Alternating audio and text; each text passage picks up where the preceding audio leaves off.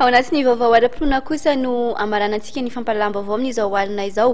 Fotoan-dehibe ny anhevitra KM tsara fara sabosina mehana amin'ny alahady ho avy izao izay ankalazana ny fetin'ny taranaka. Miandry ny zanany rehetra moa ny zanak'ampelezana rehetra araka izany ny fiangonana amin'ny fotoana io.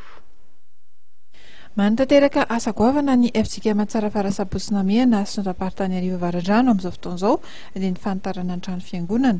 Efa natomboka ny asa ary azo lazaina fa mizotra amin'ny tokony izy tokoa.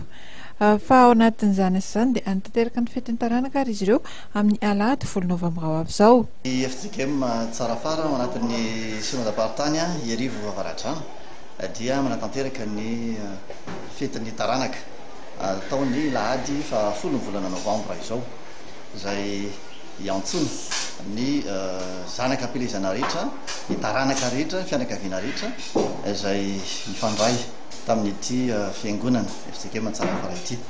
Izany dia zava-dehibe ny fahatongavan'ny taranaka rehetra miara-mamea voninahitra an'Andriamanitra amin'io fotoana lehibe io manomboka amin'ny 7 ora sasany ny fotoana ary ao anatin'izany no ahazoana mitondra ny rakidehibe izay hoentintsika atolotra eny amin'ny alokara.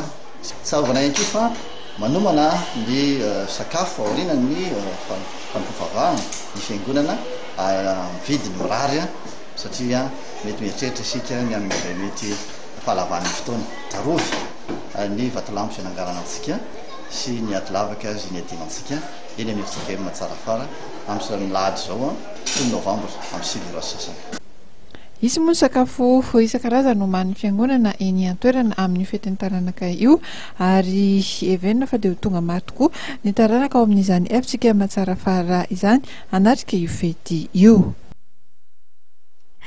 Dia tapitra tao anatin'ny fanadihadiana iray ihany iny ny vaovao antsika tompoko lahy sy tompoko vavy nambara tamintsika moa tao anatin'ny vaovao teo araky ny fanambarana nataon'ny senita tao anatin'ny voka-pifidianana Vonjimaika fa ny kandida ny antoko avana sy ny ankolafitra valimanana dia ny docteur Jean-Louis Robinson sy ny kandida ny antoko ery vaovao an'i Madagasikara Andriamatoa ery Rajaonary Mampianina no hiatrika ny fiodinana faharoa ao anatin'ny fifidianana filoham-pirenena raha ny voka-pifidianana Vonjimaika navoaka ny senita ary isy ihany koa ny fandarana manokana moa izay hoarahanao ito ato anatin'ny fahitalavitry matv hoarina ny tantara mitohy El Diablo rehefa avy eo iresadresahana indrindra moa mikasika an'izay voka-pifidianana izay ka isan'ny vahiny ara moa ny mpanohana ny kandida ery Rajaonary Mampianina dia Andriamatoa Patrick Rabearso ary eo ihany koa ny mpanohana ny kandida docteur Jean-Louis Robinson dia Andriamatoa Girivo Randrenarso ireo no ho vahiny ao anatin'ny fandarana manokana rehefa avy eo.